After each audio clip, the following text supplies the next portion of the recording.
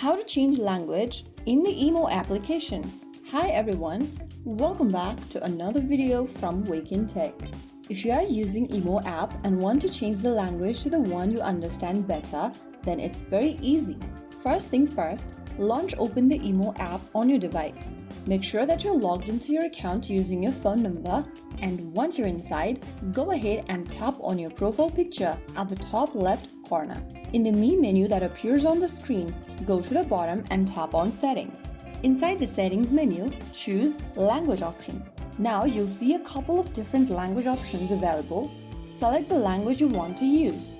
After selecting it, tap the tick mark at the bottom, and within a few seconds, you'll be able to change your language on Emo. Now the app should update to your chosen language, and you're all done. So that is how you change your language setting in Emo application in just a few minutes.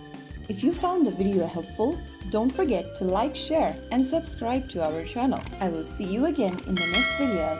Stay tuned and thanks for watching.